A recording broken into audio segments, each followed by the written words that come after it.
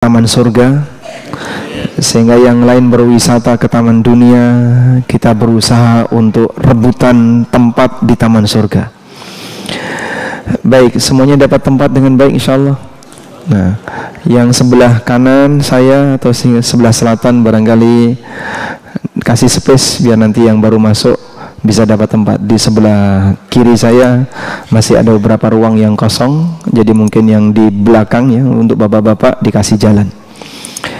Kita mau bahas satu materi yang diberi judul dalam poster, jangan biarkan dirimu nganggur. Bagi yang punya buku Prinsip Hidupku, silahkan boleh buka halaman 79. Berkaitan dengan waktu yang diberikan oleh Allah Subhanahu wa taala. Menurut Anda waktu itu nikmat enggak, Pak? Nikmat? Nikmat. Mana yang lebih besar, nikmat waktu atau nikmat makanan? Nikmat waktu atau nikmat makanan? Waktu. Mana yang lebih besar, nikmat waktu atau nikmat duit?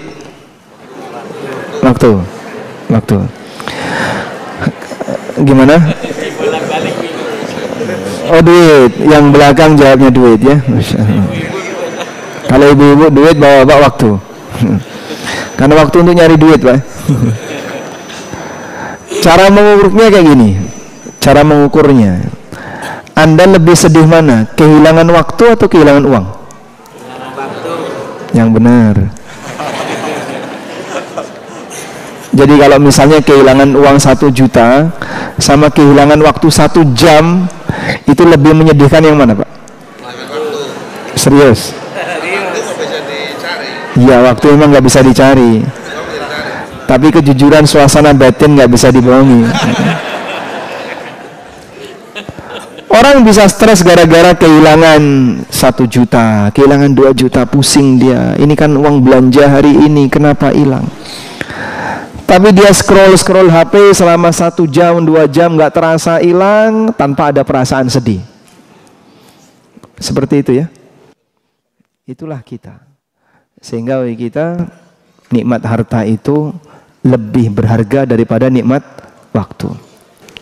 Maka betul apa yang disabdakan Nabi sallallahu alaihi wasallam, ni'matani maghbunun fihima katsirun minan nas.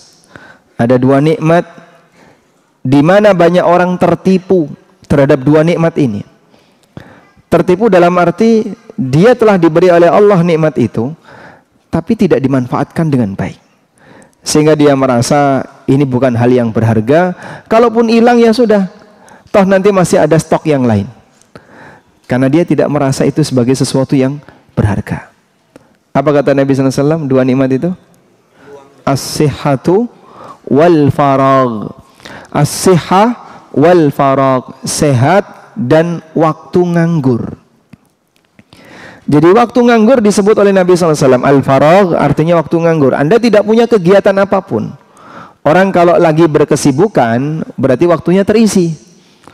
Tapi ketika dalam kondisi faragh, faragh artinya nganggur, berarti waktu itu tidak terisi.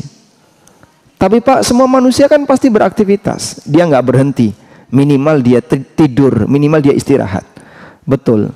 Cuman kita berbicara isinya itu berkualitas atau tidak. Bukan sebatas ada kegiatan atau tidak. Kalau bicara ada kegiatan atau tidak, bayi itu semua isi waktunya juga penuh dengan kegiatan. Anak kecil usia 2 tahun, 3 tahun gak mau diem ya. Habis mainan pasir, mainan mobil-mobilan, ganti lagi mainan apa lagi, dia gak mau diem. Tapi kita tidak sebut bahwasanya anak ini sedang sibuk sekali dengan kegiatan apa misalnya, dengan kegiatan ibadah atau apa. Ternyata orang dewasa mengalami yang sama. Kalau anak kecil melakukan tindakan seperti itu memang dunianya. Tapi orang dewasa melakukan hal yang sama. Nah, ini yang perlu diluruskan. Ada yang habis waktunya untuk ngegame. Di toilet lama sekali. Yang dibawa apa, Pak? Nggak ngerokok orangnya, Pak. Nggak ngerokok. Yang dibawa HP. Ngapain? Ngegame. Di toilet ngegame. Masya Allah. Saya pernah antri toilet, lama sekali itu. Ternyata yang di dalamnya itu nge-game, Pak. Jadi sudah tidak ada aktivitas dia buang hajat, tapi nggak disiram-siram, sambil nge-game dia. Akhirnya kita gedor gitu ya. Barulah kemudian dia suara flash, suara siram-siram, suara dia cebok, itu baru dia lakukan. Ternyata dia nge-game. Masya Allah, ada orang kayak gini. Dia memanfaatkan waktu ke toilet untuk nge-game. Dulu para ulama, waktu di toilet itu dipakai untuk dengerin orang baca kitab. Abu Hatim Ar-Razi itu punya anak sebagaimana nama bapaknya, Ibnu Abi Hatim. Abu Hatim itu dipuji oleh orang. Anda termasuk di antara orang yang sangat rajin belajar. Lalu bapaknya bilang, anakku lebih rajin lagi daripada aku. Dia tidak pernah membiarkan satu kesempatan ketika bertemu dengan aku kecuali selalu tanya tentang perawi hadis. Sampai ketika bapaknya di toilet, itu hanya di luar toilet sambil baca buku. Sambil baca buku, dikerasin suaranya. Kalau ada yang salah, digedor sama bapaknya. Diulangin lagi. Memanfaatkan waktu ketika di toilet, tapi untuk kegiatan semacam ini. Ada juga sebagian di antara ulama ketika mau ke toilet, dia nyuruh muridnya, tolong kamu bacakan buku ini, saya mau di toilet. Di toilet sambil baca buku yang ada di luar, dikerasin, sehingga yang di toilet dengar. Dapat tambahan ilmu dari mendengar orang yang berada di luar membaca dengan keras. Pernah nggak kayak gitu kita, Pak? Hah? Pernah? Tidak pernah. Tapi seperti itulah bagaimana semangat para ulama ketika memanfaatkan waktu. Baik. Sekarang coba kita lihat yang ada di buku. Bagi para ulama, waktu nganggur bisa membawa kepada potensi bahaya. Karena ketika seseorang itu nganggur, dia bisa menjadi senjata setan untuk melakukan aneka maksiat. Apalagi di zaman gadget, di zaman internet bisa diakses di mana-mana. Mungkin yang saya sebutkan tadi itu kondisi di masa silam. Orang tidak bisa mengakses maksiat semudah zaman sekarang. Tapi bagi mereka, orang punya waktu nganggur itu berpotensi bahaya. Karena ini bisa jadi senjata setan untuk ngajak yang bersangkutan melakukan hal yang maksiat. Karena itulah Islam sangat menekankan agar seorang muslim selalu beraktivitas yang positif. Karena sesuatu kalau tidak dipakai untuk hal yang manfaat, pasti akan digunakan untuk hal yang tidak bermanfaat. Kalau tidak dipakai untuk ketaatan, bisa jadi akan dimanfaatkan oleh setan untuk kemaksiatan. Allah Subhanahu wa taala ngasih motivasi, fastabiqul khairat. Berlomba-lombalah kalian dalam melakukan kebaikan. Dan alhamdulillah, seorang muslim itu sebenarnya nggak ada istilah tidak punya kerjaan. Sebab kita dimudahkan oleh Allah bisa melakukan ibadah dengan semua organ badan. Bisa beribadah pakai lisan, bisa beribadah pakai batin, sebagaimana kita bisa beribadah dengan gerakan anggota badan. Sehingga kalau Bapak Ibu nganggur, bisa nggak dipakai untuk kegiatan ibadah yang bentuknya tanpa harus melakukan gerakan badan? Bisa? Zikir. Bisa apa lagi, Pak? Baca Quran. Sehingga seorang muslim tidak akan ada istilah saya sudah kehabisan media untuk ibadah. Tidak ada. Sebab ibadah bagi seorang muslim ada di banyak tempat. Boleh dia ibadah dengan lisan, sebagaimana dia bisa beribadah dengan anggota badan. Baik. Karena itu Nabi SAW mengatakan, ihris ala ma yanfa'uk wasta'in billah wala ta'jiz. Bersemangatlah untuk melakukan yang bermanfaat bagi hidupmu. Mintalah pertolongan kepada Allah dalam usahamu, wala ta'jiz, dan jangan melempem ketika kau punya masalah. Baik. Orang yang punya semangat untuk selalu mengisi hidupnya dengan aneka kebaikan, maka dia akan berpindah dari satu kegiatan ibadah ke kegiatan ibadah yang lain. Allah Subhanahu wa taala mengatakan, fa idza faraghta fansab. Kalau kamu sudah selesai melakukan ibadah tertentu, fansab, tetap berikan rencana untuk melakukan ibadah berikutnya. Sehingga tidak ada istilah nganggur bagi muslim. Aslinya tidak ada istilah nganggur bagi muslim. Baik. Saat kita sibuk dengan hal yang positif, kita akan terlupakan untuk melakukan perbuatan yang negatif. Demikianlah karakter jiwa manusia. Jika dia fokus dengan hal yang positif, maka dia akan terlupakan untuk melakukan sesuatu yang negatif. Dan sebaliknya, kalau dia dibiarkan nganggur, sekali lagi akan terisi dengan sesuatu yang berpotensi negatif. Saya bacakan keterangan Ibnu Qayyim rahimahullahu taala. Kata beliau, fahiyan nafsu illam tushghilha bil haqqi syagalatka bil batil wa huwal qalbu illam tusakkinhu mahabbatallah azza wa jalla sakkanahu mahabbatal makhluqin wala budda. Itulah jiwa yang jika kau tidak sibukkan jiwa dengan kebaikan, syagalatka bil batil, maka jiwa itu akan menyibukkanmu dengan kebatilan. Jika kau tidak mengisi jiwa itu dengan kebaikan, jiwa itu akan menyibukkanmu dengan kebatilan. Wa huwal qalbu, dan itulah hati. Illam tusakkinhu mahabbatallah, jika hati itu tidak kau ajak untuk bisa menjadi tenang karena mencintai Allah, sakkanahu mahabbatul makhluk, maka hati itu akan merasa nyaman dan merasa tenang ketika dia cinta kepada makhluk. Maksud Ibnu Qayyim adalah, kalau kita tidak melatih hati ini untuk mencintai Allah, maka hati itu akan terlalu bergantung kepada makhluk. Pada posisi ketika hati itu terlalu bergantung kepada makhluk, apa yang terjadi? Dia tidak akan bisa menikmati kedekatan kepada Allah Subhanahu wa taala. Sehingga saat ibadah nggak sabar, pengennya cepat selesai. Tapi kalau lagi ngobrol, waktu hilang tanpa terasa. Ada orang misalnya, jangan sholat tarawih di sini. Kenapa? Lama sekali. 8:30 baru selesai. 8:30 itu sudah lama ya Pak. Itu di Jogja ya. Karena biasanya jam 8:15 sudah selesai. Di sini saja 8:15. Selisih 15 menit itu perhitungan, Pak. Saya pernah di WA oleh salah satu takmir.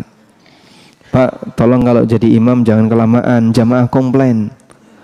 Padahal cuman saya tambahin 10 menit, Pak. Dari yang biasanya 8:20 selesai, ini 8:30 selesai. Orang kalau lagi sholat tarawih, Pak, yang paling sering dilihat apa, Pak? Jam. Dapat 2 rakaat nengok ke belakang. Dapat 2 rakaat lagi nengok ke belakang. Betapa berharganya waktu orang ini sampai ketika waktunya dipakai sholat 2 rakaat saja, seolah-olah dia sudah kehilangan waktu banyak. Kok lama ya? Biasanya jam 8:15 sudah selesai. Ini 8:30 baru selesai. Udah selesai salam sholat tarawih, ngobrol sama temannya 9:30, Pak. Dan dia tidak merasa kehilangan waktu. Nggak ada ceritanya orang lagi ngobrol dan dalam posisi dia nggak punya kesibukan, bolak-balik lihat jam, itu nggak ada, Pak. Dia bisa asik menikmati itu walaupun waktunya hilang, tapi dia tidak merasa ada yang hilang. Sama-sama ada isinya. Tapi kenapa ketika dipakai untuk ini dia merasa hilang waktu, tidak masalah, tapi ketika dipakai untuk sholat selisih 5 menit saja komplain. Ada apa itu, Pak? Karena dia lebih senang sama makhluk daripada senang sama Allah. Maka ketergantungan batin seorang hamba, ketika sama makhluk dia bisa nyaman, sama Khalik dia nggak nyaman. Bermunajat dalam waktu ketika dia sendirian itu nggak bisa lama. Begitu selesai sholat wajib, dia zikir, teman-temannya sudah pada bubar semua satu-satu. Wah, itu sudah pengen bangkit gitu ya. Kalau bukan karena target zikir, mungkin dia segera bangkit. sehingga saya belum selesai, saya belum baca ayat kursi, saya belum baca tasbih 33 kali, saya belum ini, tapi yang lain sudah keluar satu-satu. Gimana kira-kira? Termotivasi untuk segera keluar, dia gelisah kapan bisa cepat selesai. Gak sabar untuk nahan diri ketika membangun kedekatan dengan Khalik.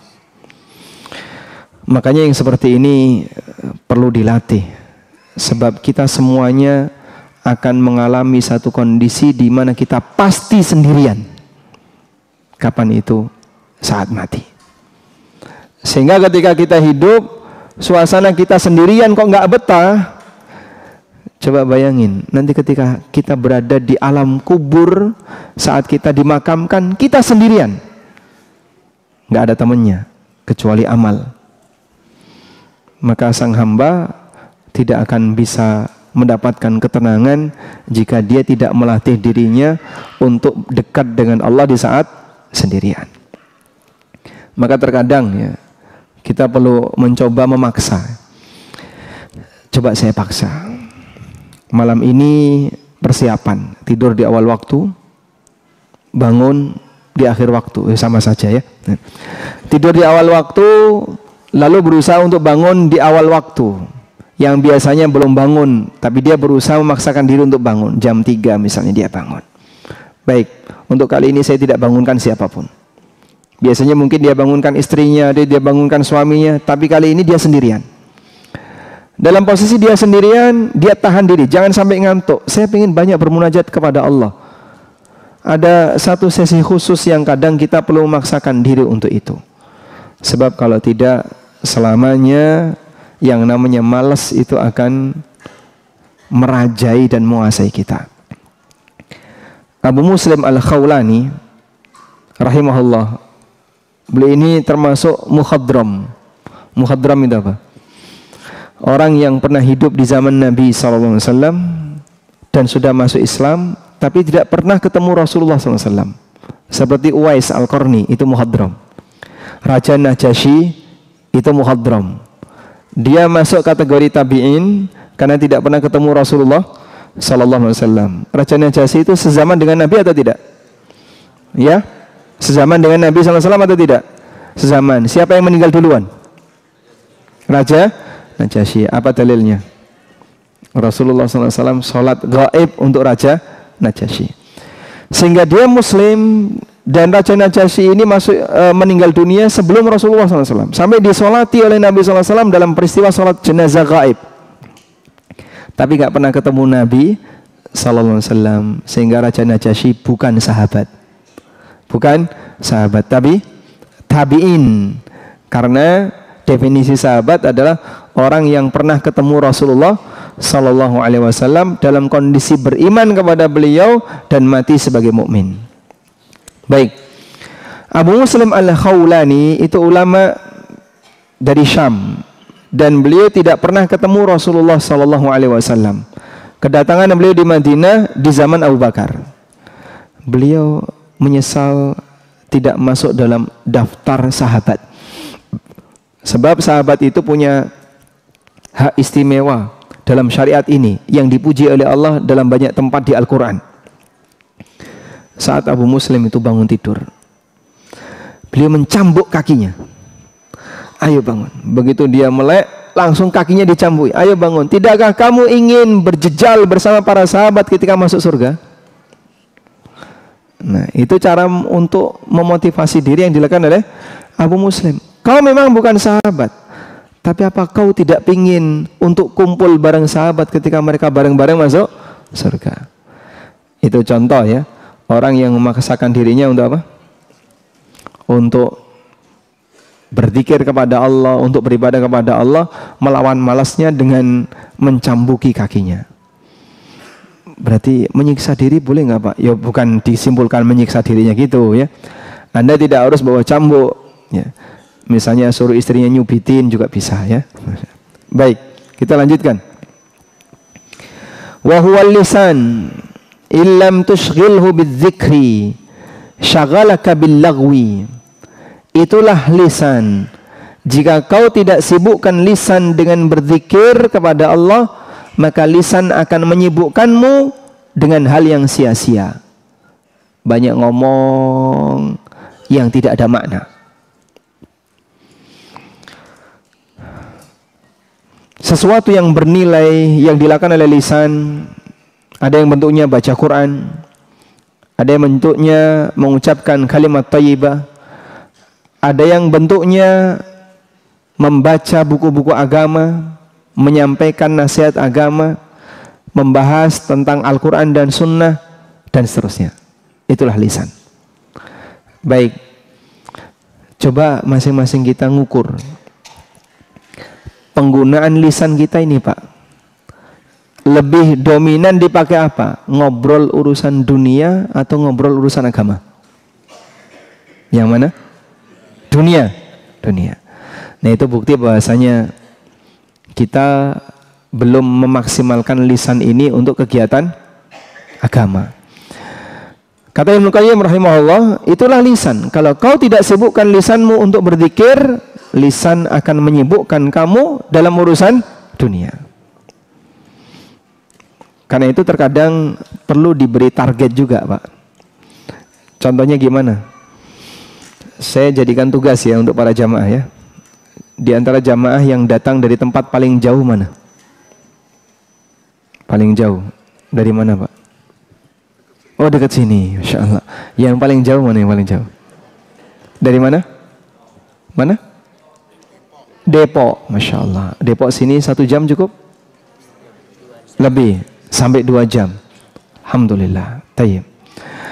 Nggak ada hadiahnya ya. Cuman saya mau sampaikan begini.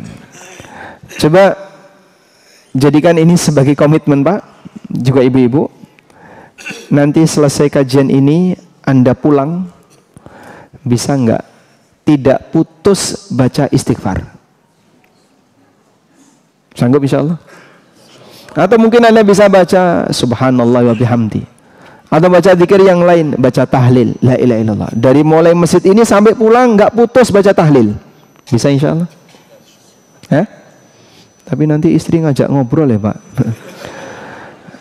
Berarti istrinya dikasih tugas yang sama, sehingga dua-duanya nahan diri. Coba jangan ngobrol sampai exit tol. Ya, istrinya nyadat. Nyadat apanya, Pak? Istighfarnya dicatat. Masya Allah. Nggak perlu dicatat, Pak. Sudah ada yang nyadat. Malaikat pencatat amal. Anda tidak diperintahkan untuk menghitung sendiri amal Anda. Allah yang ngitung. Manusia, Masya Allah, andaikan disuruh untuk ngitung sendiri amalmu, coba kau hitung sendiri amalmu, nanti kau laporkan dan akan dibayar.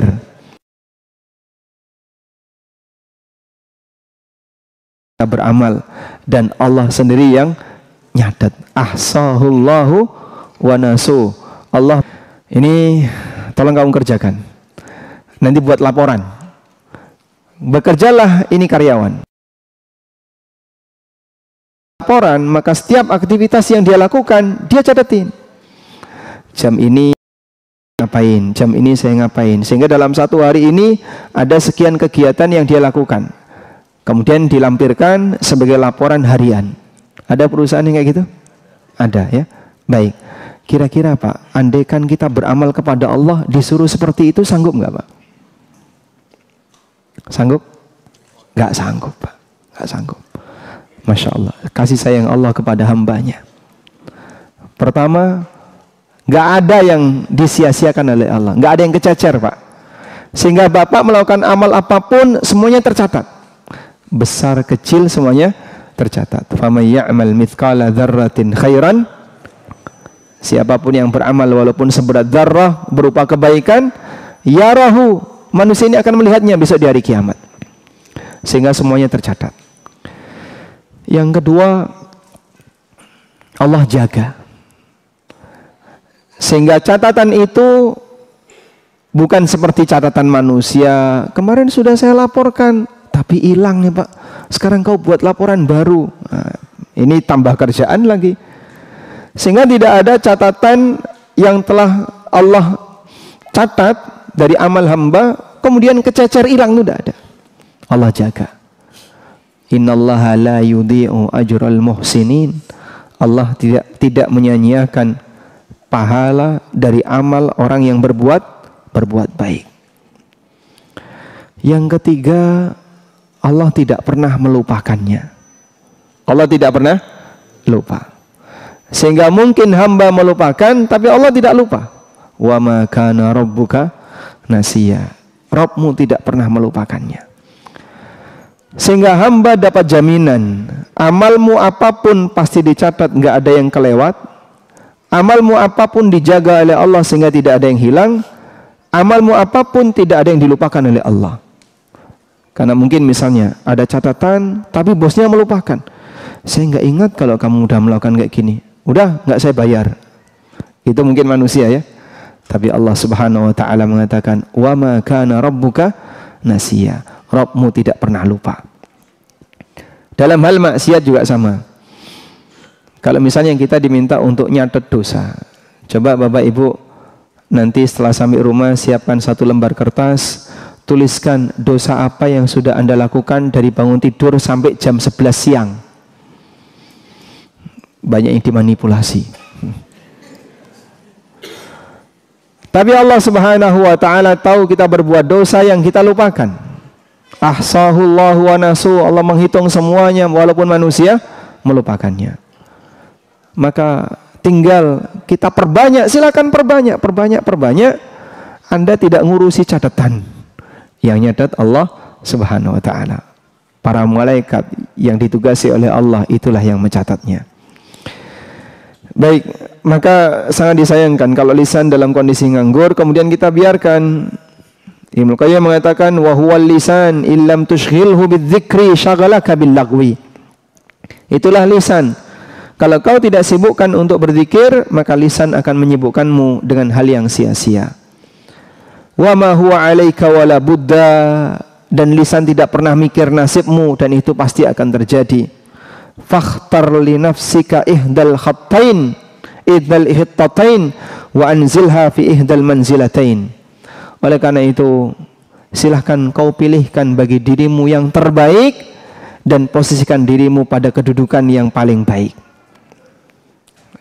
Di saat itu Anda punya pilihan, membiarkan lisan nganggur, tapi nanti akan digunakan untuk hal yang sia-sia oleh setan, atau kuasai lisanmu dengan jaga lisan ini basah dengan berzikir, walaupun tidak didengar oleh siapapun.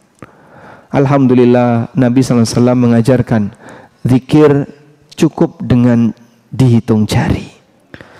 Media ngitung yang digunakan Nabi SAW tidak perlu benda tertentu yang dipegang oleh orang. Sehingga bisa nggak orang zikir tanpa harus megang tasbih? Sangat bisa.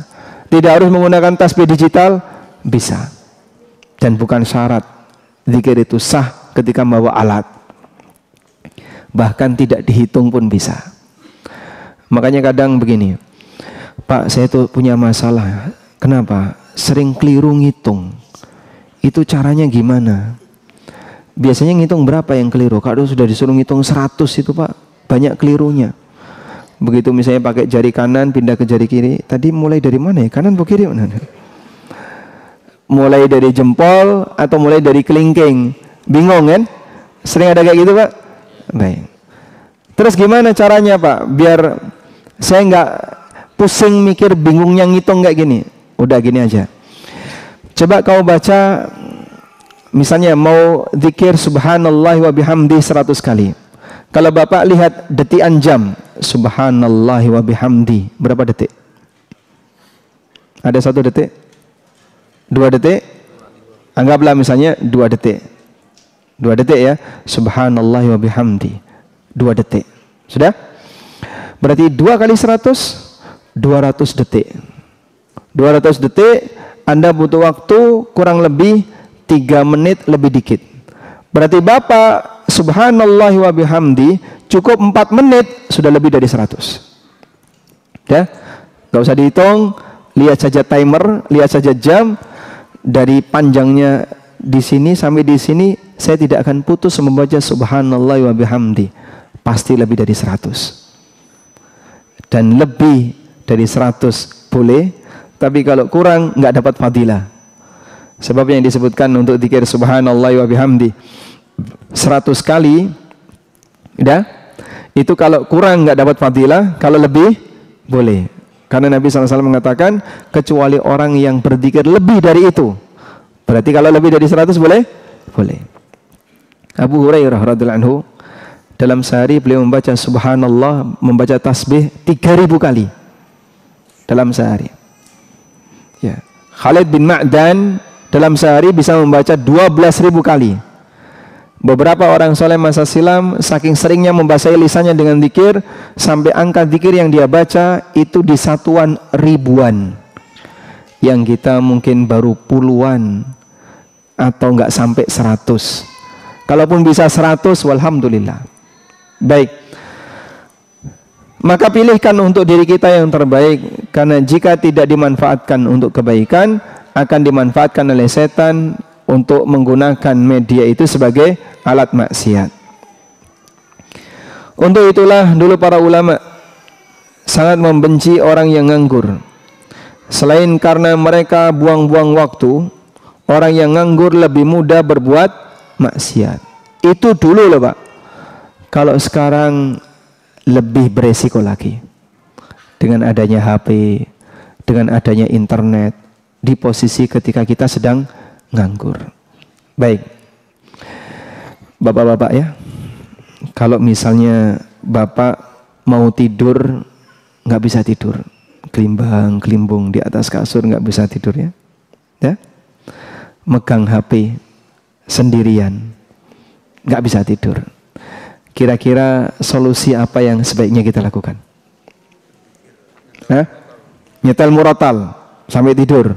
Nyetel murotal langsung tidur. Masya Allah. Murotal pengantar tidur. Boleh nggak kayak gitu? Nyetel murotal tapi nanti ditinggal tidur. Boleh? Tidak kita sarankan. Ini kurang mengindahkan Al-Quran ya. Sehingga kalau sekiranya nggak bisa tidur, kemudian megang HP itu beresiko, kami sarankan matikan datanya, taruh di tempat agak jauh yang tidak terjangkau dengan tangan. Insya Allah lebih aman ya. Baik. Meskipun gangguan seperti ini cukup besar, pengen nonton, pengen lihat.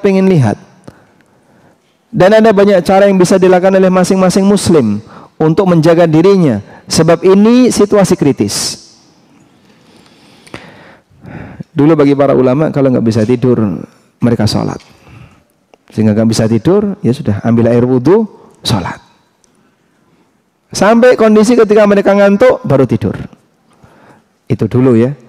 Yang mungkin akan sangat jauh berbeda dengan situasi yang kita alami. Baik, sekarang kita dengar keterangan Ibnu Mas'ud. Ibnu Mas'ud radhiyallahu anhu mengatakan, siapa nama Ibnu Mas'ud? Siapa nama asli Ibnu Mas'ud? Abdullah bin Mas'ud. Ibnu Mas'ud radhiyallahu anhu mengatakan, inni la abghadur rajul an arahu farighan. Sungguh saya itu emosi kalau lihat ada orang yang nganggur. Sungguh saya itu sangat emosi kalau aku melihat ada orang yang nganggur. Jadi kalau bapak nganggur di depan Ibnu Mas'ud, diseneni sama Ibnu Mas'ud, dimarahi sama Ibnu Mas'ud. Laisa fi syai'in min amalid dunya wala amalil akhirah. Dia tidak sedang sibuk dengan kegiatan dunia maupun kegiatan akhirat. Nganggur bagi Ibnu Mas'ud itu orang yang dibenci sama Ibnu Mas'ud. Masya Allah. Sehingga bagi para sahabat, ini zaman sahabat ya, yang mungkin potensi maksiatnya tidak semudah di zaman kita. Posisi waktu nganggur itu musibah. Maka kalau ada orang nganggur, sahabat membenci orang seperti ini. Baik. Ibnu Qayyim rahimahullah pernah menasihatkan, minal faragi ta'til mafasid wa tatawala al-ma'asi al-'abdi fi silsilatin mudmirah tud'iful iman fil qalbi wa tub'iduhu an maula. Kondisi nganggur bisa mendatangkan banyak potensi kerusakan, mempengaruhi hamba untuk berbuat maksiat dalam rangkaian kerusakan, melemahkan iman di hati dan menjauhkan orang dari Tuhannya. Itu ketika orang nganggur. Sebab nganggurnya orang awam, dia tidak akan pernah berpikir apa yang dia rencanakan untuk disampaikan dalam kegiatan ilmiah, karena dia orang awam. Beda dengan nganggurnya para pembelajar. Pembelajar itu ketika nganggur itu sambil berpikir apa yang akan dia siapkan ketika mau menghadap dosen, atau dia berpikir karya yang bisa dia tuliskan, dan seterusnya. Baik, siapa manusia yang tidurnya diisi dengan ilmu? Siapa manusia yang ketika tidur itu diisi dengan ilmu? Rasulullah sallallahu alaihi wasallam. Sebab beliau dapat wahyu ketika tidur. Sehingga Nabi sallallahu alaihi wasallam ketika tidur, dan beliau sebagai orang yang maksum, tidurnya beliau itu tidur yang bisa mendatangkan ilmu. Allah kasih wahyu melalui tidur. Makanya salah satu di antara metode turunnya wahyu kepada Nabi sallallahu alaihi wasallam adalah mimpi. Sehingga mimpinya para nabi itu wahyu. Ibrahim alaihissalam mengatakan kepada anaknya, "Ya bunayya inni ara fil manami anni azbahuka fandur madza tara." Wahai putraku, aku mimpi aku menyembelih kamu. Kira-kira menurut kamu bagaimana?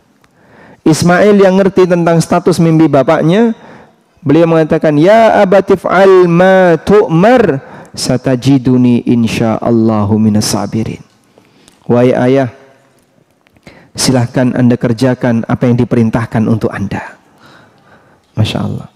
Sehingga anaknya ketika dimintai pertimbangan bahwa ayahnya bermimpi menyembelih anaknya, Ismail nggak komentar. Oh, mimpi kayak gitu dari setan itu, nggak usah dikubris. Tapi Ismail paham, ini mimpi adalah wahyu. Baik. Nah, selain Nabi ditutup, maka tidak ada lagi istilah mimpi yang berstatus wahyu. Sebab mimpi manusia biasa bukan wahyu. Makanya Nabi Muhammad SAW pernah mengatakan, "Tanamu aini wala yanamu qalbi." Mataku tidur tapi hatiku tidak tidur. Sehingga hatinya Nabi SAW walaupun beliau sedang tidur, hatinya penuh dengan gemuruh hikmah yang ada di dalamnya. Baik, itu Nabi Pak yang nggak mungkin bisa ditiru Pak, karena mereka adalah orang yang diberi kondisi khusus oleh Allah. Kita beralih ke selain Nabi. Selain Nabi, suasana tidur mereka dipengaruhi oleh rutinitas yang mereka lakukan. Karena kan biasanya yang kebayang dalam tidur salah satunya apa? Bawaan perasaan. Kenapa muncul bawaan perasaan itu? Sesuai aktivitas yang sedang dia kerjakan. Bapak misalnya Pak ya, ikut melaut. Anda naik perahu, diombang-ambing ombak dalam waktu kurang lebih 1 jam. Mendarat, capek, tidur. Saat tidur gimana Pak? Terasa masih goyang. Sehingga ke bawah aktivitas terakhir yang Anda lakukan dalam tidur yang Anda kerjakan, dalam tidur yang Anda lakukan. Dalam posisi itulah dia serasa seperti masih goyang. Baik. Para ulama karena saking seringnya mutola'ah sampai tidurnya kepikiran ilmu. Sehingga Imam Bukhari rahimahullah dalam waktu semalam terkadang beliau bangun 16 kali atau 17 kali. Begitu bangun langsung nyalain lampu, nyatet. Karena teringat ketika tidur. Sudah ngantuk, matikan lampu, tidur lagi. Lalu beliau terbangun lagi, terjaga lagi, nyatet lagi. Sampai 16 atau 17 kali. Anda kalau tidur berkali-kali bangun rasanya gimana Pak? Nah, puyeng ya, pusing. Dan pengen dendam. Balas dendam ya. Gimana caranya balas dendam bisa ganti tidur. Siang hari saya mau pakai tidur deep sleep, nggak boleh ada yang ganggu. Ibu-ibu ya, kalau sudah punya bayi, begitu bayi lahir, kira-kira di usia 3 bulan ke bawah, sering bangun malam. Suaminya ikut bangun nggak Pak? Suaminya ikut bangun nggak? Dikit ya. dikit. Dikit maksudnya gimana?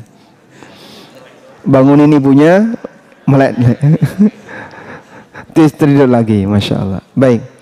Itu kadang ibu-ibu merasa saya pusing karena saya nggak bisa tidur dengan baik, sehingga berkali-kali bangun sampai 5 kali, 6 kali karena anaknya nangis di malam hari. Masya Allah. Imam Bukhari sampai 16-17 kali.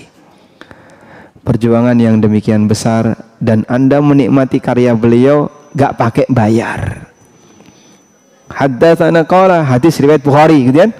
Ada hadis seperti ini, Nabi SAW bersabda, hadis riwayat Bukhari, hadis riwayat Bukhari, dan kita begitu yakin ini riwayat Bukhari loh ya, pasti sahih. Itu dari hasil perjuangan seperti tadi. Baik, kita lanjutkan.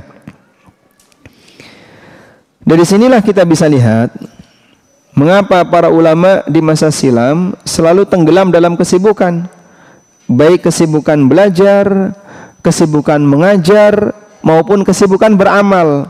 Waktunya full untuk berpindah dari satu ibadah ke ibadah berikutnya.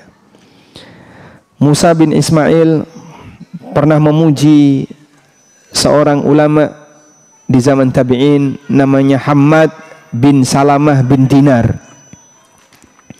Hammad bin Salamah bin Dinar, dikatakan tentang Hammad bin Salamah, kana mashghulan bi nafsihi. Beliau adalah orang yang sibuk dengan aktivitas pribadinya. Imma ayyuhadditha wa imma ayyaqra'a wa imma ayyusabbiha wa imma ayyusalliya. Kamu kalau bareng sama Hammad, aktivitas Hammad itu kalau enggak menyampaikan hadis, beliau membaca kitab, beliau bertasbih, beliau sholat, beliau baca Quran. Udah, nggak ada yang lain. Jadi nggak ada ceritanya main tenis, nggak ada. Bal-balan itu nggak ada. Semua waktunya, apalagi mancing. Sehingga Anda kalau jejer sama ulama ini, yang Anda lihat kalau beliau tidak sedang baca Quran, beliau sedang baca buku, beliau bertasbih, beliau sholat, beliau ibadah. Karena qad qassama an-nahar ala hadhil a'mal. Kalau siang hari beliau gunakan waktunya untuk kegiatan-kegiatan itu. Walidha mata Hammad ibnu Salamah fil masjid wa huwa yusalli. Karena itulah Hammad sampai digambarkan oleh sebagian ulama, andaikan malakul maut datang ke Hammad lalu memberitahu, wahai Tuan Hammad, kamu akan mati 1 jam lagi, sudah tidak ada waktu untuk diisi tambahan ibadah karena sudah full. Kalau kita kan beda ya, Pak, andaikan diberitahu, Pak, Bapak akan mati 1 jam lagi, mungkin Anda akan bergegas wudu untuk sholat karena sebelumnya Anda nganggur. Tapi Hammad bin Salamah ketika diberitahu, andaikan malakul maut datang ke Hammad lalu memberitahu 1 jam lagi Anda akan mati, sudah tidak ada waktu, tidak ada slot lagi untuk diisi tambahan ibadah karena sudah full, Pak. Dan beliau meninggal dalam posisi sholat ketika di masjid. Sehingga beliau beralih dari satu aktivitas ke aktivitas yang lain, dari satu kegiatan ke kegiatan yang lain. Baik. Hingga sebagian ulama seperti Al-Munawi menyebutkan bahwa orang yang membiarkan harinya berlalu tanpa aktivitas yang bermanfaat, berarti dia telah mendurhakai waktunya. Orang yang membiarkan waktunya berlalu tanpa aktivitas yang bermanfaat, berarti dia telah mendurhakai waktunya. Kata Al-Munawi, i'lam annahu minal faraghi takunu sabwah. Sadarilah, waktu nganggur itu bisa melalaikan. Wa man amda yaumahu fi ghairi haqqin qadahu. Siapa yang menghabiskan harinya tanpa diisi dengan menunaikan kebenaran, au fardin addahu, atau dia melaksanakan kewajiban, atau dia berusaha untuk membangun kebaikan, mendapatkan tambahan ilmu, kata beliau, faqad aqqa yaumahu, berarti dia telah mendurhakai harinya. Ya. Jadi kita bisa ngukur ya, kira-kira berapa jam dalam aktivitas yang kita lakukan kosong tanpa kegiatan. yang cuma diisi scroll-scroll tadi. Cukup banyak ya, apalagi di masa sekarang. Maka tanamkan komitmen bahwa kita tidak akan membiarkan kondisi nganggur dan berusaha untuk mengisinya dengan hal yang bermanfaat, baik untuk tujuan dunia maupun untuk tujuan akhirat. Sehingga kalau bapak-bapak misalnya, Pak, pensiun itu menakutkan enggak? Hah? Tidak. Bagi sebagian orang menakutkan. Sehingga ketika misalnya diminta, Bapak harus pensiun dini. Oh enggak, saya tetap ingin berkarya. Karena dia ketika pensiun takut penghasilannya berkurang. Baik. Pertimbangan kenapa takut? Karena masalah penghasilan. Bagi muslim, kalaupun dia pensiun kerja, berarti kan dia tidak disibukkan dengan aktivitas dunia. Dia bisa alihkan dengan aktivitas yang lain. Entah dengan sibuk belajar, dengan sibuk baca buku, dengan sibuk membaca Quran, dan seterusnya. Dan mohon disadari, seperti ini butuh pengantar. Kalau tidak dibiasakan di saat masih muda, nanti begitu dia sudah mengalami usia pensiun, mau mengawali sulit. Tapi kalau sudah dia biasakan di usia ketika dia masih kuat, begitu dia sudah pensiun, tinggal melanjutkan. Baik. Berapa lama Bapak Ibu kuat baca buku? Paling lama berapa menit? Saya nggak satuan jam ya, satuan menit saja ya. Paling lama berapa menit? Hah? 30 menit kuat? Nggak ngantuk? Ngantuk. Umumnya orang kan kayak gitu ya. Jadi dia baca buku-buku yang bukan Al-Quran ya, dia baca textbook. 30 menit rasanya sudah pusing di depan ini. Makin berat terus kan ngantuk. Karena belum terbiasa. Tapi kalau sudah terbiasa, bisa 1 jam, 2 jam, dan dia merasakan nikmatnya dapat tambahan ilmu. Maka saya sarankan, Anda tentu tidak bisa mengejar majelis seperti ini setiap saat. Pasti akan ada waktu di mana Bapak kosong ya. Sehingga habis kajian ini nggak nyambung dengan kajian berikutnya, ada waktu kosong. Ketika Anda gunakan itu untuk membaca buku, saya sarankan setiap kali baca buku, sediakan 1 buku tambahan sebagai buku catatan. Tujuannya untuk mencatat apa yang Anda dapatkan dari hasil membaca buku itu. Sudah? Ini akan terasa lebih nikmat, karena ketika cuma dibaca scan saja, scan dapat 2 halaman, ngantuk, ya, itu tidak akan ada yang mengendap. Tapi kalau ketika Anda baca buku sambil ada buku catatan asisten, yang nanti ketika Anda baca sesuatu punya hal yang bermanfaat, Anda pindahkan ke situ, insya Allah biasanya lebih melekat. Baik. Dan sebagai saran terakhir, sebelum jam 10:30, kita akan bacakan bagaimana keterangan para ulama di saat mereka begitu serius memanfaatkan waktunya. Pertama, para ulama menyarankan agar kita lebih sibuk dengan aktivitas pribadi daripada kumpul bareng teman. Ausa ba'du salafi wa ashabi, ausa ba'du salafi ashabahu. Faqal, sebagian ulama ahli hadis, mereka menasihatkan kepada para muridnya, idza kharajtum min indi fatafarraqu. Kalau nanti kalian sudah selesai ikut kajianku, segera pulang sendiri-sendiri. Wala tajtami'u, dan jangan kumpul setelah kajian. La'alla ahadakum yaqra'ul Qur'ana fi tariqihi. Karena kalau kalian pulang sendiri-sendiri, bisa jadi di jalan kalian bisa murojaah. Wa mata istaba'tum tahaddatstum. Tapi kalau kalian kumpul pasti ngobrol. Ibu-ibu izin suaminya karena suaminya kerja ya.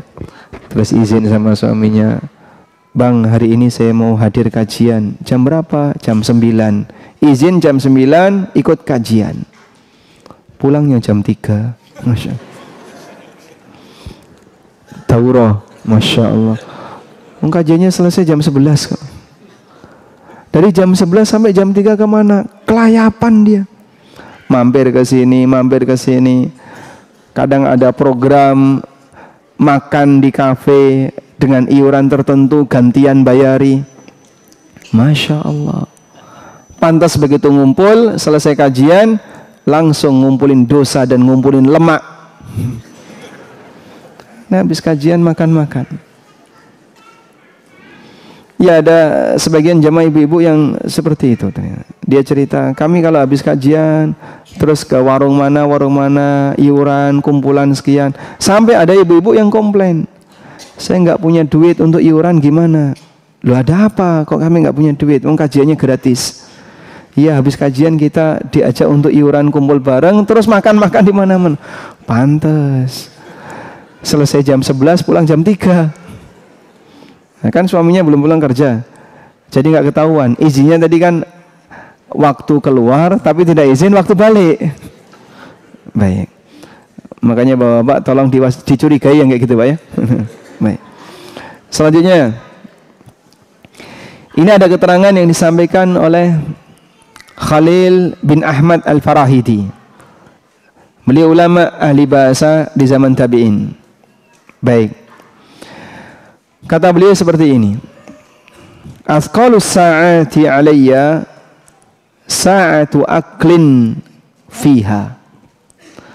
Waktu yang paling aku sesali adalah waktu ketika makan. Masya Allah. Waktu yang paling aku sesali adalah waktu ketika makan. Kayak apa itu, Pak? Jadi beliau merasa kehilangan banyak waktu gara-gara makan.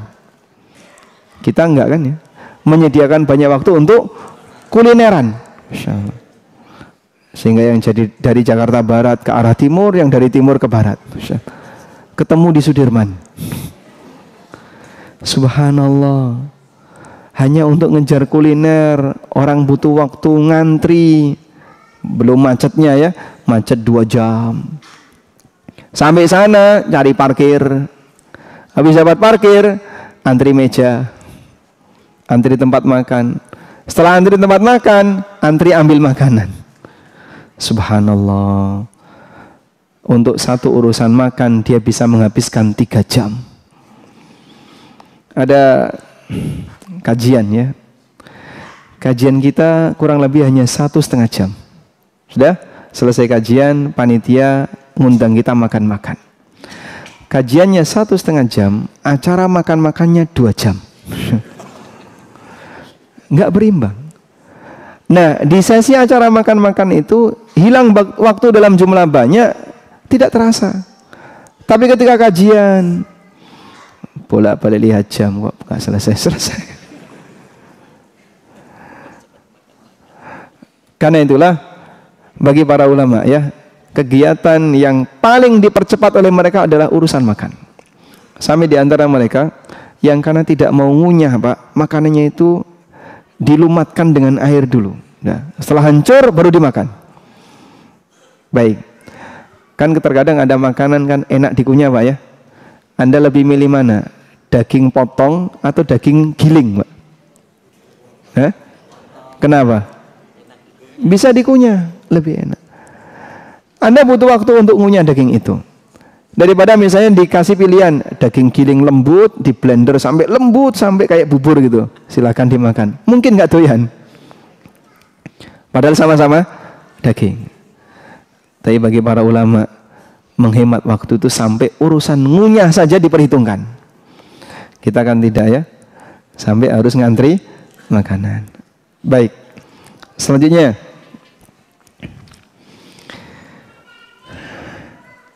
Ibnu Qayyim rahimahullah pernah mengatakan, idha'atul waqti asyaddu minal maut. Membuang waktu itu lebih buruk daripada kematian.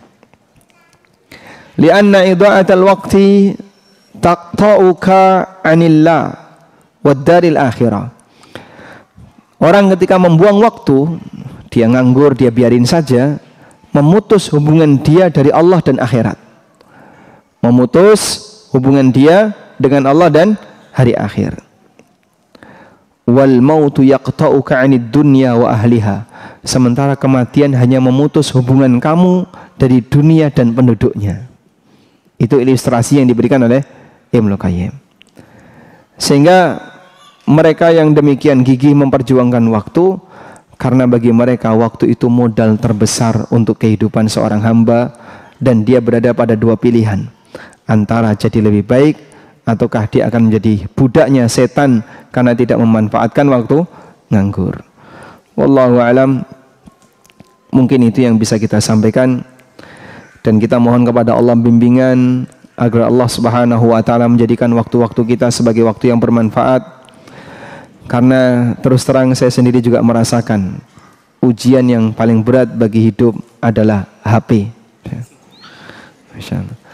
Karena HP ada banyak sekali waktu-waktu nganggur kita jadi hilang sia-sia.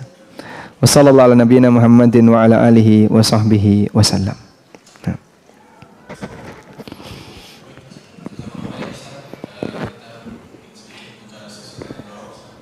Tafadhal.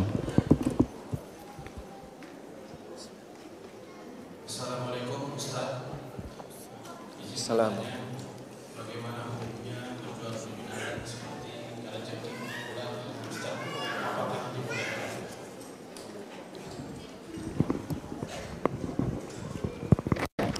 Baik. Apa hukumnya jual beli binatang seperti kalajengking, ular, hamster? Apakah diperbolehkan? Pertama begini, semua binatang yang boleh dirawat maka boleh diperjualbelikan menurut pendapat jumhur ulama. Kucing boleh nggak Pak?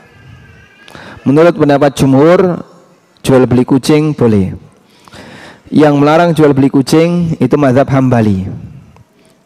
Kalau dalam mazhab Hambali, jual beli kucing hukumnya dilarang. Sehingga kalau orang mendapatkan uang dari hasil jual beli kucing, uang itu haram. Pak, saya tidak melakukan jual beli kucing. Cuman kalau ada orang mau mengadopsi kucing saya minta dia gantiin makanan. Jadi kamu nggak usah bayar pakai uang, kamu bayar saja pakai makanan kucing 2 kilo atau 3 kilo. Dia ngasih makanan 3 kilo untuk mengadopsi seekor kucing. Seperti ini boleh atau tidak? Kan nggak dibayar pakai uang. Kenapa nggak boleh? Kucing kenapa? Karena ada transaksi dengan makanan. Ini juga jual beli. Namanya jual beli barter. Sehingga ada sebagian orang yang berpikir jual beli itu hanya pakai uang. Ini salah ya. Barter juga termasuk jual beli. Sehingga ketika dia mengambil solusi, kalau jual beli nggak boleh. Ya sudah, saya minta gantiin makanan saja. Kamu kasih saya makanan kucing 3 kilo. Nanti boleh ambil salah satu kucing saya. Ini sama saja dengan jual beli. Tapi bentuknya apa? Transaksi barter. Sudah? Selanjutnya bagaimana Pak? Karena kucing ini tidak boleh diperjualbelikan menurut mazhab Hambali, maka bagi mereka yang komitmen dengan pendapat ini, ya tidak boleh minta bayaran apapun, baik uang maupun bahan makanan. Baik. Selanjutnya, untuk binatang yang tidak boleh dirawat, konsekuensinya tidak boleh diperjualbelikan. Tidak boleh dirawat, alasannya apa? Satu, diperintahkan untuk dibunuh. Kalajengking itu termasuk enggak? Termasuk. Nabi SAW menyebutkan ada beberapa binatang yang diperintahkan untuk dibunuh. Kalajengking, al-aqrab, ular, al-hayya, tikus, ya. Tikus, al-fa'rah. Ini yang diperintahkan untuk dibunuh. Cicak disebutkan dalam hadis yang lain, termasuk juga yang diperintahkan untuk dibunuh. Maka binatang seperti ini karena diperintahkan untuk dibunuh, jangan dibudidaya. Apalagi dijual. Berarti ketika kita beli gimana Pak? Begitu Anda beli langsung dibunuh. Nah buat apa Pak?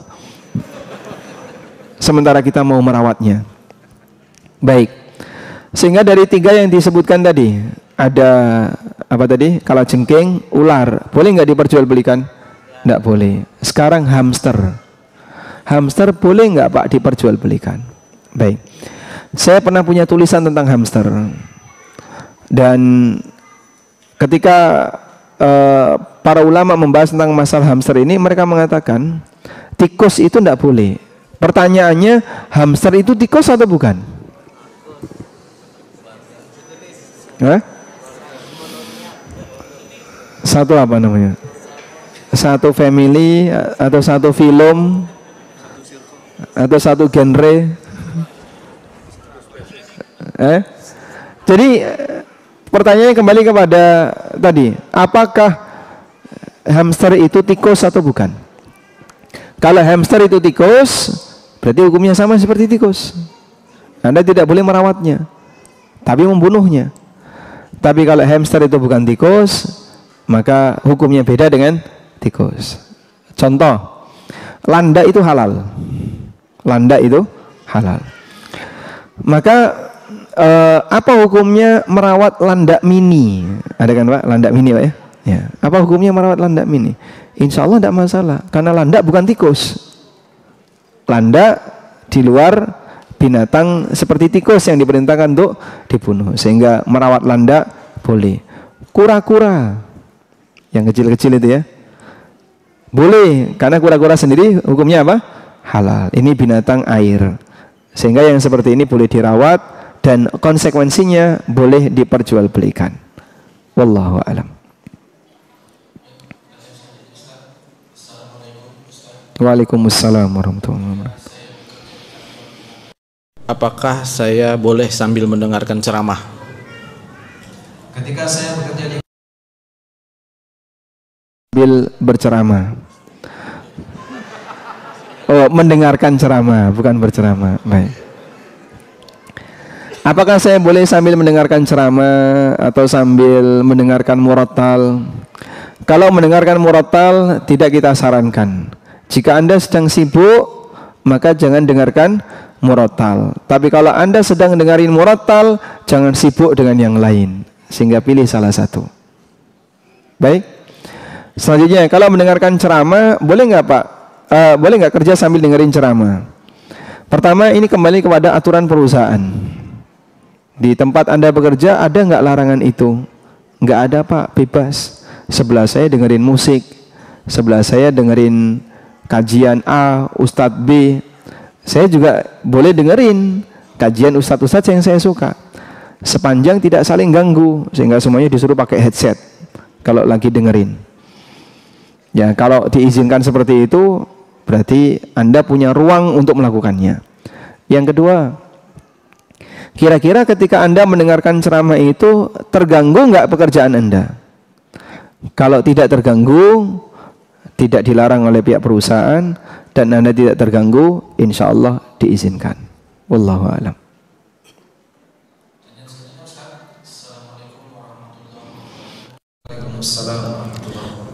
Afwan, izin bertanya Ustadz, bagaimana jika berzikirnya cuma di dalam hati karena sambil kerja atau lagi di jalan di kendaraan? Apakah itu termasuk zikir dengan lisan? Apakah termasuk zikir dengan lisan? Sementara praktiknya hanya dalam hati. Dari teks pertanyaannya sudah ada jawabannya kan? Baik. Zikir sebagai amalan lisan, saya ulang ya. Zikir sebagai amalan lisan itu terhitung sebagai amal lisan jika terucap, walaupun tidak ada suaranya. Sehingga bedakan tiga hal ya. Batin, jadi memikirkan sesuatu. Yang kedua, mengucapkan sesuatu, membunyikan sesuatu. Ini tiga hal yang berbeda. Ya? Bukan syarat untuk zikir harus dibunyikan, tapi zikir harus diucapkan. Dan ketika orang mengucapkan zikir, baru terhitung sebagai zikir yang sempurna ketika diiringi dengan dorongan suasana batin. Sehingga saat misalnya Bapak mengucapkan subhanallah wa bihamdi, itu batinnya sambil diiringi perasaan, saya sedang mensucikan nama Allah dan memujinya. Subhanallah wa bihamdi, maha suci engkau ya Allah, maha suci Allah dan segala bentuk pujian untuknya. Dah? Nah, batinnya muncul seperti itu. Subhanallah wa bihamdi, saya sedang mensucikan Allah dan memujinya. Baik. Nah, untuk bacaan Al-Quran ini ada kondisi khusus. Nabi SAW mengatakan, Zayyinul Qur'ana bi aswatikum. Hiasilah Al-Quran dengan suara kalian. Oleh karena itu untuk bacaan Quran dianjurkan keluar suara. Dianjurkan keluar suara. Sehingga ada bunyi minimal ya terdengar dia atau terdengar orang yang berada di dekatnya. Karena Quran punya situasi khusus. Sebab Al-Quran itu diperintahkan oleh Allah, warattilil Qur'ana tartila. Bacalah Quran dengan tartil. Nah, bentuk tartil membaca Quran, tafsirnya adalah memberikan hak setiap huruf yang ada dalam Quran. Sehingga ini bunyinya apa? Ja, ini bunyinya sa. Ini panjang, ini pendek, ini gunnah, ini idgham, ini iqlab, ini ikhfa, itu ada semuanya. Khusus Quran yang seperti ini. Kalau membaca hadis, Anda tidak perlu. An Aisyah radhiyallahu anha. Itu baca Quran. Aisyah, mat apa itu namanya, Pak? Mat wajib mutasil. Ain panjang ketemu hamzah. Kayak jaa kan itu. An Aisyah, kepanjangan Mas. Loh, katanya harus tajwid. Tajwid itu berlaku untuk baca Al-Quran. Innamal a'malu binniyat wa innama likulli imri'in ma nawa. Perlu nggak kayak gitu? Nggak perlu. Orang bisa baca hadis tanpa harus menggunakan kaidah tajwid. Innamal a'malu binniyat wa innama likulli imri'in ma nawa. Sehingga ada guna, ada ikhfa, enggak dipedulikan untuk hadis. Sebab Quran punya hak khusus yang tidak berlaku untuk teks Arab yang lain. Maka Al-Quran disuarakan. Sehingga baca Quran tidak boleh cuma scan gini, Pak. Scan. Ini tidak terhitung baca Quran. Pahala satu huruf dapat pahala berapa? 10. Itu kalau disuarakan, diucapkan dan disuarakan. Sehingga Anda tidak cuma umi-umi, tapi ada suaranya. Tidak cuma gerakan bibir saja, gerakan lisan, tapi ada suaranya. Karena ada hak-hak huruf di situ, ada gunna, ada iklab seperti yang kita kenal. Baik. Oleh karena itu kalau Bapak zikir misalnya subhanallah ya bihamdi tapi batin, nah ini kurang tepat. Karena zikir itu amal lisan. Memang ada amal batin, murni amal batin. Contoh tawakal itu amal batin. Ikhlas itu amal batin ya. Takut itu amal batin. Sehingga amal seperti ini tidak harus diutarakan. Aku ikhlas loh yo. Ikhlas itu bukan di lisan. Ikhlas itu di mana? Batin. Wallahu alam. Assalamualaikum warahmatullahi wabarakatuh, Ustaz. Izin bertanya, Ustaz. Bagaimana hukumnya sholat di masjid yang arah kiblatnya terdapat pemakaman? Antara masjid dan pemakaman tersebut dipisah oleh satu tembok besar yang menjadi bangunan di sisi depan masjid. Tidak ada jalan lain yang memisahkan, dan solusi yang terbaik bagaimana Ustadz dikarenakan masjid lain jaraknya cukup jauh? Jika masjid dan kuburan itu tanahnya beda, walaupun hanya dilapisi dengan tembok, tidak ada masalah. Karena dia berada di tempat yang berbeda. Ini tanah makam, ini tanah masjid. Terlepas dari dimanapun arah kuburan itu, mau di sebelah kiblat, mau di arah kiblat, mau di belakang masjid, selama tanahnya beda, tidak ada masalah. Tapi kalau masjid itu berada di tanah kuburan, jadi ini satu tanah, dan ini adalah tanah makam, bagian belakang didirikan masjid. Nah, dalam hal ini ulama beda pendapat. Boleh enggak sholat di situ ketika posisi makam sudah ditutup semuanya dari akses masjid, sehingga orang yang berada di dalam masjid enggak bisa melihat makam yang ada di arah kiblatnya, sudah ditutup. Khilaf dalam masalah ini.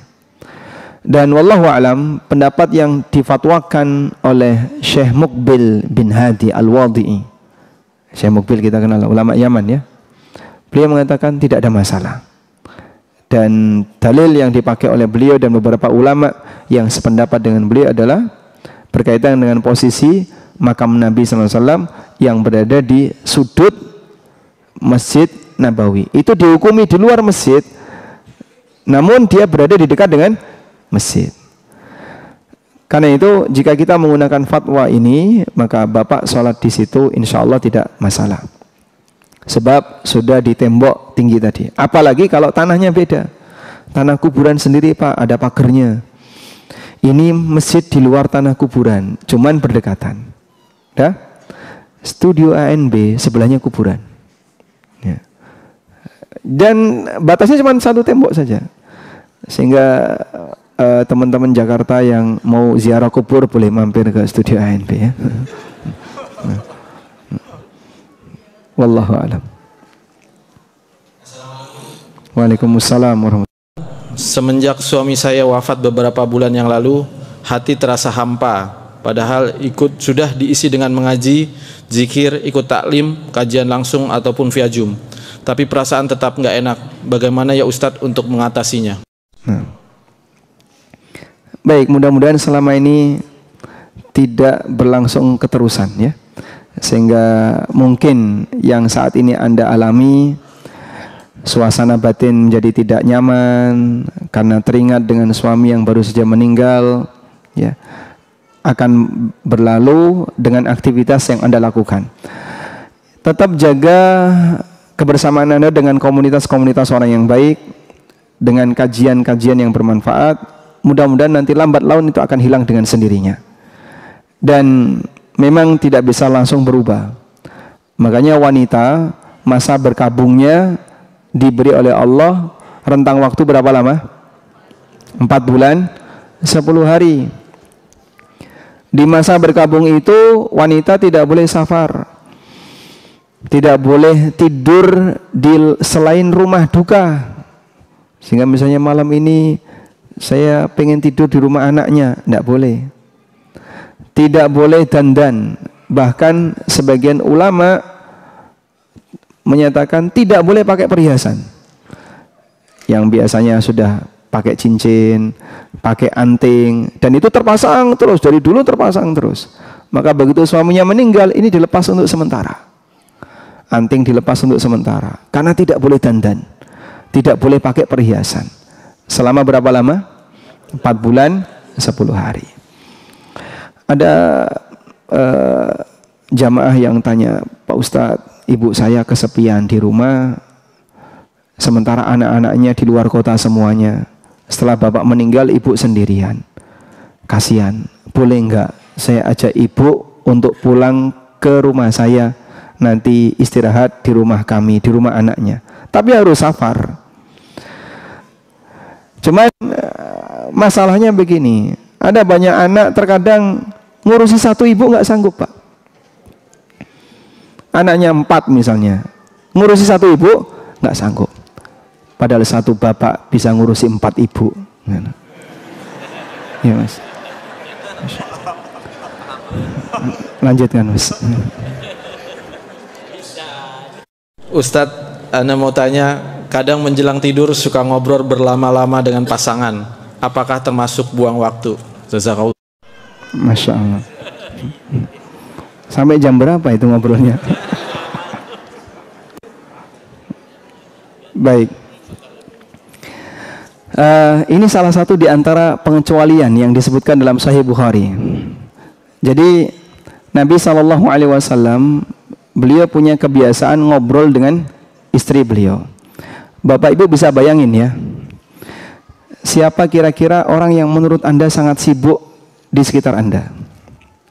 Mungkin Ustadz itu sibuk ya, mungkin Bapak itu sibuk, mungkin orang itu sibuk. Anggap misalnya melihat presiden itu pasti sangat sibuk, gubernur juga pasti sangat sibuk. Sehingga ada orang-orang yang kita kenal karena dia punya banyak aktivitas, pasti dia sangat sibuk.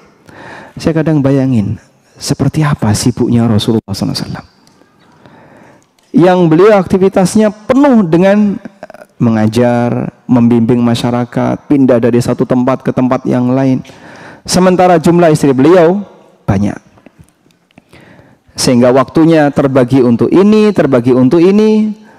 Dan itu pun ketika untuk istri harus dibagi 9. Sehingga satu istri dapat jatah berapa menit untuk bisa membersamai Rasulullah SAW. Maka di saat itulah Nabi SAW memanfaatkan waktu kedekatan dengan istrinya sebelum tidur. Beliau punya kebiasaan setiap sore itu keliling. Jadi begitu selesai asar, maka beliau keliling ke seluruh rumah istrinya, dikunjungi semuanya setiap hari. Dan yang terakhir adalah istri yang dapat jatah di malam itu. Sunnah yang hilang di tengah kita, insya Allah. Gimana? Sunnah ya keliling-keliling tadi, Mas. Kok sunnah yang mana itu loh? Mau dipraktekkan, Pak? Bapak namanya siapa, Pak? Coba saya sebutkan. Baik. Maka Nabi SAW memanfaatkan waktu kebersamaan dengan istrinya menjelang tidur. Beliau ngobrol dengan Ummu Salamah, beliau ngobrol dengan Aisyah dan seterusnya. Nah, itu kemudian dijadikan dalil oleh Imam Bukhari bahwa ngobrol dengan istri nilainya sama seperti muthala'atul kitab, seperti mempelajari Alkitab. Oleh karena itu para ulama mengatakan semua bentuk obrolan di waktu malam sia-sia kecuali muthala'atul kitab, munadharah ilmu, dan sama istri. Itu pengecualian. Maka baca Quran nggak kuat lama, baca kitab ngantuk. Yang terakhir ini kesempatannya. Tinggal satu ini ya, bersama dengan pasangan. Wallahu alam. Biasanya yang tidur duluan yang siapa, Pak? Bapak atau ibu? Ibu, bapak, masya Allah. Baik, mungkin satu pertanyaan lagi, Ustaz. Assalamualaikum, Ustaz. Waalaikumsalam. Tentang tema waktu sibuk, agar sholat khusyuk dianjurkan untuk sibuklah di sholat. Bagaimana memaknai sibuk ini, Ustaz? Syukron atas penjelasannya. Rasulullah SAW pernah sholat, lalu ada sahabat datang ngasih salam, dan beliau tidak jawab karena beliau sedang sholat. Kemudian Nabi SAW selesai salat menyampaikan kepada sahabat itu, inna fis salati la syughla. Sesungguhnya dalam salat itu sudah penuh dengan kesibukan. Maka saya tidak bisa menjawab salam kamu karena salat sendiri itu sudah penuh dengan kesibukan. Nah, makna dari kalimat ini adalah pertama, orang tidak boleh melakukan aktivitas di luar salat ketika sedang salat, kecuali aktivitas darurat yang tidak mungkin bisa dihindari. Contohnya apa? Mengawasi anak, dia sholat sambil bawa anak, kadang gendong anak, kadang apalagi megangi anak dan seterusnya. Atau ada situasi kondisional yang membahayakan, ada ular atau ada binatang-binatang berpisah, atau gerakan dalam rangka menyempurnakan sholat. Saf depan kosong karena ditinggal sama orangnya, lalu dia maju merapat ke sebelah kanan atau ke sebelah kiri dan seterusnya. Di luar itu dilarang karena sholat itu sudah sibuk, maka jangan tambahi dengan kesibukan yang lain. Yang kedua, kesibukan sholat itu bentuknya adalah batin ini diisi dengan mikir apa yang dikerjakan dalam sholat. Sehingga saat dia membaca Al-Fatihah, pikiran tidak melayang kemana-mana, tapi fokus dengan apa yang dibaca dalam sholatnya. Dia baca Alhamdulillahirabbil alamin, renungan apa yang ada dalam hatinya. Dia baca Ar-Rahmanir Rahim, renungan apa yang ada dalam hatinya. Maka orang yang sholat sibuk lahir batin. Mungkin kalau kesibukan lahiriah bisa diupayakan dengan baik, anteng, nggak banyak gerak. Tapi kesibukan batin ini yang sulit. Orangnya di masjid, hatinya sudah sampai dapur, ya. Kadang sudah sampai jemuran karena turun hujan, ya. Dan yang lainnya. batin seorang hamba ketika dia sedang sholat, bahkan kadang nyusun kegiatan setelah sholat. Habis ini mau ngapain saja ya, 1, 2, 3, 4. Begitu selesai salam, geblak, tidur. Padahal dia tadi ketika sholat sudah nyusun aneka kegiatan. Berarti batinnya tidak fokus. Oleh karena itu, bagi orang yang menyadari bahwa dalam sholat itu sudah penuh dengan kesibukan, dia diajarkan kalau sedang sholat jangan sibukkan fisikmu dan batinmu dengan kegiatan yang lain. Wallahu a'lam. Baik, mungkin demikian yang bisa kita bahas. Semoga apa yang kita kaji di kesempatan waktu duha ini menjadi ilmu yang bermanfaat. Allahumma anfa'na bima 'allamtana wa 'allimna ma yanfa'una warzuqna ilma. Wa sallallahu ala nabiyyina Muhammadin wa ala alihi wa sahbihi wa sallam. Wa akhiru da'wana anil hamdulillahi rabbil alamin. Wassalamu alaikum warahmatullahi wabarakatuh.